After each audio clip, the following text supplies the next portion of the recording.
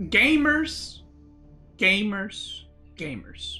Today, we're going to be checking and discussing some ladder and tournament win rates, and I'll try kind of to give my take on it, my opinion on it. So let's get into it straight away. Now, I saw this post earlier, Civ tier list based on ladder map win rates. So if you guys watch my previous tier list, I basically put Abbasid in English in F tier. I think I put Ottoman in D tier, Japanese C tier, and I think Mongol was like D tier, F tier, something like that, and then everything else was S and A tier.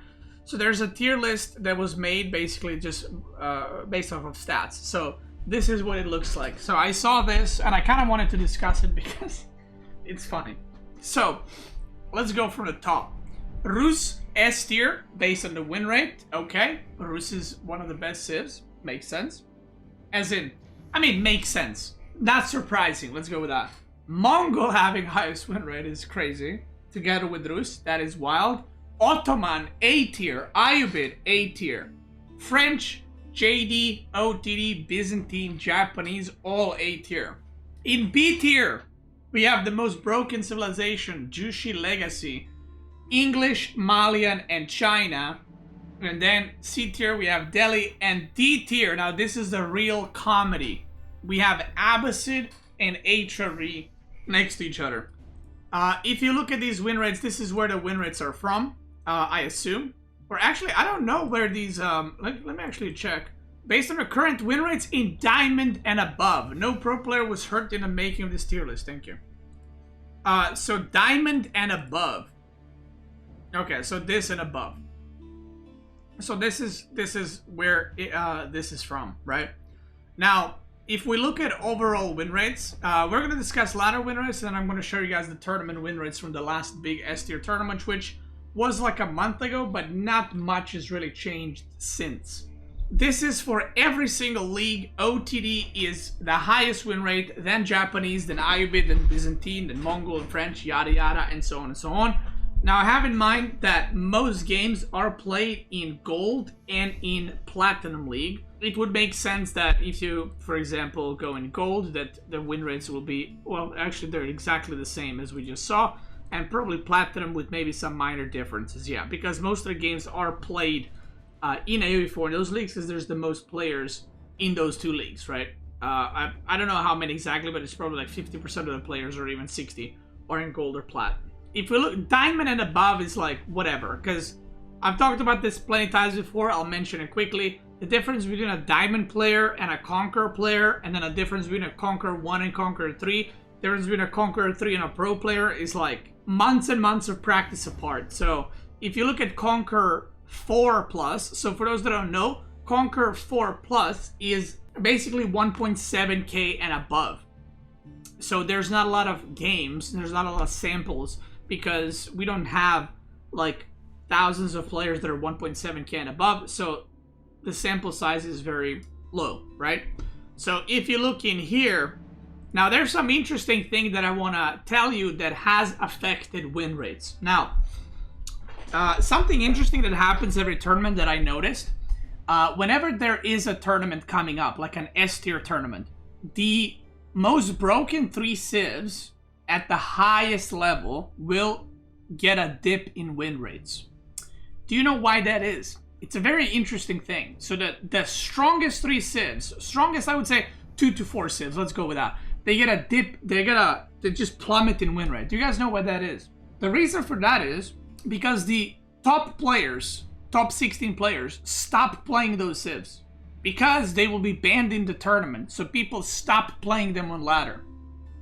And then what you have is people outside of top 16 are playing civs like HRE or Jushi's Legacy because they're told those are good civs, and then they're meeting the top 16 guys and they're getting dented in, right? So basically the top players just do not play the civs that are going to be regularly banned. So there's always a plummet in win rates with those civilizations. That's something I noticed from the previous tournaments as well. So if you look at this, there's been a tournament recently called One Trick Pony that Mareka and I organized, which was every player can only play one civilization. That's it.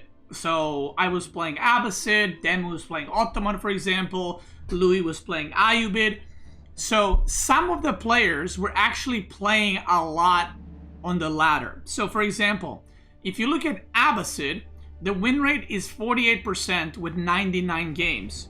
But I think it was 18 wins and 1 loss on ladder with Abbasid in the span of 1 week. So basically 18, let's say 18 and 1. So let's say remove 17 wins from Abbasid, and that's what you get the real win rate. Which is why when you look at these like Conquer 4 and above, you gotta look at the sample size and you gotta have a little bit more information about it. Another thing, and I can show you this right here. I mean, I can show you me and Louis as well. So Louis was playing Ayubid, and I was playing Abbasid for that tournament. So yeah, here we go. So you can see how many wins I have contributed to Abbasid only, right? Then you have Louis, who was playing only Ayubid for that tournament. And again, if we look how many wins he has contributed to Ayubid, it is, or just games played in general, it is quite many, and quite a lot, and quite a lot of games played. And obviously the win rate is really good as well. Demu was playing a lot of Ottoman on the ladder. I know Vortex played English, but he didn't practice it that much on the ladder. But some other players also just played one civ over and over and were kind of farming elo. I always said this, but you know, Gold League, Platinum League, I would probably bunch them in the same thing. Diamond 1, 2, 3, and Conquer 1, I would probably put them in one big basket. And then Conquer 2, 3, and 4, I would probably put... Actually, like Conquer 1.5k to like 1.8, I would probably put in the same basket. Like, kind of like same skill level, I guess. And then you have 1.8k and above, which is not that many players, and the sample size is not correct, which is why I often refer to tournament win rates in that case, because I feel like that's more representative than like who plays ladder games. Because ladder sometimes it's like, you know, you'll have a match where a 2.4k rated player played against 1.6k, and that, you know, it's like, well, you know, did he win because of the civ or because, you know. Yeah, 1.8k and above is like 100 and something people, so yeah. So looking at these win rates, like I said, it's better to look at the tournament win rates because you have some really weird things happening, such as China having 41.3% win rate. China is probably a top 3 or top 4 civ right now at the pro level, and it has the lowest win rate, which, like I said, 1.7k and above is quite a lot of players affecting the win rates, and I don't know how many pro players were practicing China on the ladder because it was that strong. Same thing with HRE. Same thing with Jushi Legacy. Like, I think Jushi Legacy should have way higher win rate than it has there, but it is what it is. So, as per usual, in Gold League, in like Platinum League, civilizations like OTD are doing well. I mentioned this before because they're easy to play.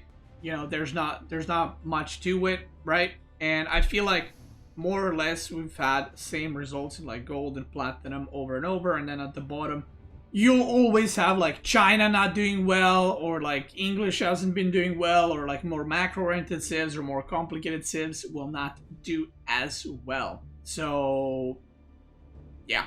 Now, if we look at a tournament win rate, something very interesting has happened in the tournament. I actually don't think I made the video. So this tournament happened about a month ago. The EGC Masters $20,000 tournament. And these are the win rates from the tournament. So these are all the games, every single civilization. And there's a lot of interesting things that require a little bit of kind of explaining and going through stuff. So if you look here, Jushi's Legacy is 80% win rate with only 5 games played. The reason it has only 5 games played is because it was banned 70 times. The second most banned civ is China with 41 bans. So if Jushi Legacy was not banned, it would probably maintain above 70-75% win rate at the pro level play. Like, that's how strong the civ is. Okay, that's how strong the civ is. Now there's an interesting thing now that happens, which is why I said sometimes you need like to look into why certain things are a certain way. You have French and JD at 66 and 70.6%. Why is that? Well, as you can see, French was banned 15 times, JD once. So if these civs were not banned and they were open, why were they not played more if the win rates are that good? But if you were to scroll down and check all the win rates based off of players who played them, so here it is, you can see the player names on the side and then their civs. With French, me and Marine Lord are 6-0 with French. Vortex has 3 wins. So basically, the top, let's say top 4 guys, let's include Anoten who went 0-2. We have 9-4 win rate is just from the top 4 players in the tournament. So if you go back to French, 9 wins out of the 12 are from the 4 players, and then 4 of the losses, which means that almost nobody has picked French the whole tournament. And the reason for this is because people didn't actually know that French is that strong, and only towards the later stages of the tournament, people started picking it more and more. And also, I don't know if people were hiding it necessarily, but people kind of started picking it in the later stages of the tournament. If you look over at the JD, the situation is even more critical. I am 4-0 with JD, and JD had a win rate of 6-3. So if we remove my wins, JD was 2-3, with basically nobody picking it and only receiving 1 ban throughout the whole tournament. Vortex played it once, Louis played it once, and then we have Wham, we have Mio Maika, and Corbin is playing it once. So very underestimated civ in the tournament. Again, I practiced JD and French quite a bit, and obviously I did really, really well with them. So you can kind of see that even though they have this high win rate, does that mean that these civs are top 3 civs in the game? No. What it means is that, again, sometimes you need a little bit of a, behind the scenes story. And the story is that players did not know that French and JD are that good, and they just didn't practice it almost at all. And the top, 3-4 guys did. So, yeah. And it's maybe one of the reasons why the top 3-4 guys did well. Then you have Mongols. Now this is an interesting one because I always rate Mongols very, very low in the tier list as of recently. I think I put them either in D or F tier recently. Now Mongol in tournaments is like a very specialized pick, and it's usually used to counter civs. Like if you pick Mongol blindly on a map, you're gonna have a bad time. So what people usually do in tournaments, they pick Mongol to counter certain civs. And if you follow tournaments, because there's a drafting system, it's very easy to predict where the opponent is going to play certain civs, and then you can use Mongol to snipe it. So Mongol has 10-5 win rate, 15 games played, 7 bans, and if you look over to Mongol win rates, most of the times it was played or was on Kerlagular, sometimes Hill and Dale, once on 4 Lakes, which was actually used to snipe, if I'm not mistaken, Japanese. Once moving out did not do well, Baldland, and then Cliffside and Dry Arabia. So even though it has a good win rate, I don't have the stats on me, but if you actually look, the matchups that Mongols got was either an even or favored matchup, whereas that would not usually happen if you just blindly picked Mongol. You would get very unfavorable matchups and you would get destroyed. So Mongol has always been like a good tournament civ, because it has its uses, especially on like hybrid maps and stuff like that. But you cannot just play it blindly and be like, yeah, I'm fine against everything, I just gotta adapt. It's not how it works. Ottoman is actually played similar to French and JD by very few players. It was only played by, so it has a 5-3 win rate, 0 bans, and just 8 picks throughout the whole tournament. Okay, again, to compare to JD, to Jushi Legacy that had 70 bans, Ottoman was only played 8 times, and I am pretty sure most of the games were on moving out. 3-1, 1-1 on Lakeside, which is another hybrid map, and then only 1 time on Dry Arabia, and once on 4 Lakes. So Ottoman was actually played on water maps pretty much every game except 1, and I think Anotan and B had most of those games. So Louis had 2 games, Anotan had 2 games, Marine Lord had 1, and then you can see B and Wham had some games. So it was similar story to French and JD, how they were played by the top guys. Ottoman was played by some other players that thought it was good on water maps, and that's kind of it. But you can see that based on picks and bans, people didn't really agree with those picks, so didn't agree that Ottoman was that good, so they just We just didn't play it. Then you have Rus. Now this is an interesting one. Rus with 59% win rate. Rus is probably in my opinion, the third or second strongest civ in the game right now. I would put the Jushi Legacy first, HRE or Rus second/third. So Rus has a 59% win rate, and it's not all in the percentages. Again, you got to look at the, behind that a little bit. So it has a 13-9 win rate. It was played 22 times and it was banned 34 times. So Rus was the fourth most banned civ in this whole tournament, and Rus was doing really, really well. And I think in later stages of the tournament, it was almost winning every single game, like between the top players. So Rus did really well, and it was actually banned. If it wasn't banned, it was played, and then Rus managed to win a lot of the games towards the later stages of the tournament. So a very, very good pick. And a very similar story to HRE. Very good win rate, 38 bans, third most banned civilization in the tournament after Jushi, Legacy, and China. Now the reason for China bans, I'll talk about that in a little bit, but never mind. Japanese 11-9, actually one of the highest priority picks in drafting, which is very interesting. So it has a 55% win rate. I rated the Japanese, I think it was like a B tier in my latest tier list because of how strong it is on water maps. And with the map pool that we've had here in this tournament, Japanese was like an S tier civ on Holy Island, on Four Lakes, on Kerlagular, or sorry, not Holy Island, moving out I meant. Lakeside Japanese was very good. The meta developed around these hybrid maps that you either have to have Japanese or OTD, so people were actually picking Japanese very early in the draft because it was that important to lock it down for the water maps, especially if the draft had 2 water maps, people would pick Japanese second in their pick. Even though it's not considered an OP civ, because of the ways tournaments are, you need a water civ, and Japanese is very good at it. So you can see it banned 13 times, but it was picked 20 times, which pretty much means it was picked in almost every single draft that we have had. So very good civ, and obviously it had a 55% win rate. Japanese was very often fighting against the next civ, which is Order of the Dragon. Also picked 20 times, so pretty much drafted every single time. It got same amount of bans, and these two civs were played on identical maps.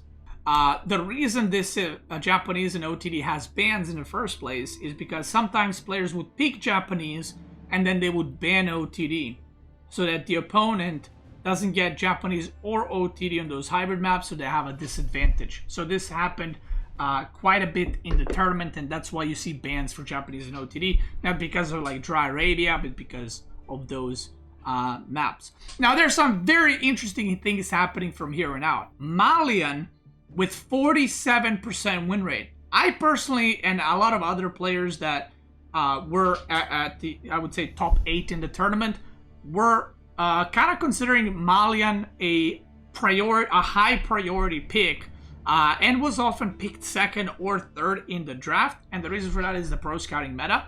Now, if you look at the win rate, it has a 47.6% win rate with 7 bans and a negative win rate.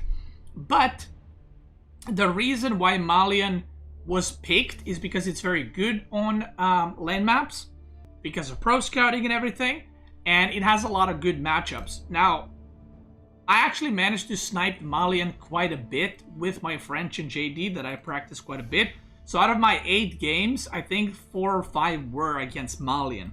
So I specifically practice French and JD to play against Malian. So the win rates, like I said, sample pool is very low. I mean, it's 21 games. So even though Malians has a negative win rate, it is a very, very strong civ, and it is very good on pretty much any open map. Not water maps, but pretty much any open map is very good. Abbasid 5 and 6 with 6 bans. Now, I don't know who clicked this. I don't know what these people are doing, but Dry Arabia 2-1, Lakeside 1-0, Baldland 1-1, Kerlagular 0-1, Gorge 0-1, Four Lakes 0-1, Hill and Dale 1-1. And I honestly, I don't have exact information. I mean, okay, I played Abbasid because I'm stupid. I went 0-2. I think one of the games that I do remember, I picked it in a draft where I wanted to get, basically, to get a worse matchup with Abbasid so that I would get a better matchup later on. So I think I played Abbasid on 4 legs and I got destroyed, but then the next matchup was very favorable for me because I didn't want to kind of gamble it, right? As you can see, nobody really focused on Abbasid. Everyone played it here and there, but yeah, Abbasid is a kick W. Ayubid, problem with Ayubid in the tournaments, now it was picked, it was played, it was picked in 18 series. The problem with Ayubid is it's kind of like a specialized civ. It's similar to Mongol, but for different reasons. So Ayubid is not the best civ for pro scouting. So Ayubid, for example, was very good on King of the Hill, where you can hold a sacred site, or on Hill and Dale. But Ayubid wasn't really good on Dry Arabia. It was okay on hybrid maps, but it wasn't really best at anything. So, yeah. Then China has a 44.4% win rate with 41 bans, which was the second most banned civ. Now, most of these bans actually happened early on in the tournament, because for the first, so the tournament was lasting 4 weeks, and I'm pretty sure for the first 2 weeks people were banning Jushi plus China the whole time, which is why you see so many bans. And later on, those bans turned into Jushi plus HRE or Jushi plus Rus. So that's why you see HRE and Rus going up, and then China remaining at 41, because for the first 2 weeks it was just perma-ban basically. Byzantine at 10 and 14. Now Byzantine is a civ that I mentioned earlier that got sniped by Mongol quite a bit whenever it was played. And I also think that Byzantine was kind of a bit weird because the Pro Scout meta is so prevalent right now. And I think that people didn't quite adapt how to play Byzantine in new meta. So it ended up not doing great, but it did receive quite a few bans too. I don't think it did necessarily terrible, but, you know, from a top tier civ you would expect a little bit better win rate. English was played on Cliffside 5 times. And it went 0-5, which is good English map because it's a short map. It did not do well. Actually, the best map that English did on was hybrid maps. So if you look, Lakeside is a hybrid map, Baldwin is a land map, it lost. Moving Out is a hybrid map, Himayama is a land map. It has water, but it's considered a land map. Keralagular is a hybrid map, and Four Lakes hybrid. So English is actually very similar to Japanese these days at the pro level. It is kind of just played on water successfully, whereas it's not really played that much on the land. And biggest surprise was Deli in the whole tournament. And the reason why Deli was the biggest surprise in the whole tournament is it had 17% win rate. And it's to a point where I thought this was a mistake. Because I was like, there's no way Deli had 70% win rate. It received quite a lot of bans, 25, but it had 4 wins and 19 losses. So if you look at Deli, Dry Arabia, 2-7, Cliffside, 1-4, Baldland, 0-3, Gorge, 1-4, Hill and Dale, 0-1. It was a destruction. And if you look at the Deli player win rates, I went 1-1, Marine Lord 0-3, Vortex 0-2, Louis 0-1, Papipo 0-2, Baltun 1-2, B 1-2, Miyamaika 1-1. So everyone pretty much had a crap win rate. Actually, Miyamaika and me had a best win rate, which is 1-1. Now, to why this happened, I genuinely don't know. So I actually practiced Deli a lot in when I was practicing off stream, and I did really well with Deli in my practice. I would often pick Deli second or third, and I feel like I had a good grasp of the matchups and stuff. I did go 1-1, but the reason I didn't pick Deli more was because it was either banned, like players banned it for me, or they picked it beforehand themselves, so I actually didn't get to play Deli. But I was very comfortable playing Deli, and I really like playing Deli, but there has been a lot of weird things happening in the tournament. I will mention that. There's been a lot of matchups that used to be favored for one civ that kind of turned on its head completely. I see Donardi's mentioning Deli Malian, and I was on the receiving end of that. So the one loss that I have with Deli was actually to Malian. So Deli Malian used to be heavily Deli favored, like heavily. Like you had to be so bad to lose it at the pro level. You had to make some crazy mistake. But now because Deli gets pro scouting later and Malian gets pro scouting really fast, Malian would pro scout their side of the map super quick and then not only be able to fight Deli, but actually outmass Deli because of the deer income. And I don't think that Malian counters Deli these days. I think it's more of an even matchup. It's just that players didn't know how to play it. So Deli actually picked up a lot of losses to Malian. It picked up a lot of losses to Byzantine, to French, and to JD. Because all those matchups were actually, maybe not Byzantine, but the other ones were pretty decent for Deli. But because of the Pro Scout meta turning everything on its head, I think a lot of people were not prepared for it or maybe didn't adjust in time. So, yeah. So going back to this tier list, like I said, ladder, tournaments, it's a different thing, right? When I make my tier list, I make them for the tippity top, bop of the crop players, because you know that's what I know, that's what I get. But you know, HRE being D tier is criminal. I gotta say, criminal. So there it is. I think in general, as I always say, I think in like platinum and gold, what's more important is not which civ is good, but which civ is easier to play. And I think the easier the civ is to play, or there's not a lot of adjustments that you need to do in the game, the civ will do better and better, which is why China has been the bottom tier for God knows how long. So there it is. That is pretty much it. If you're watching this on YouTube, I want to thank you so much for watching. I hope you enjoyed this little analysis. At the end of the day, it doesn't matter what league you are.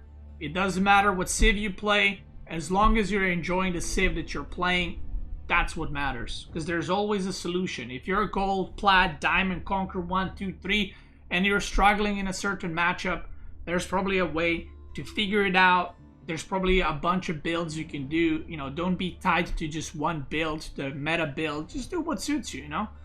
If 2TC is not good in the meta and you're plat league, you don't gotta do pro scouts. You can just do 2TC, you know? Play what you like. That's what matters. I always say, it's better to be really good at something bad, like a bad strategy, than to be really bad at a good strategy. Think about that. Think about that. If you're watching on YouTube, thanks so much for watching. If you're watching on Twitch, let's keep going.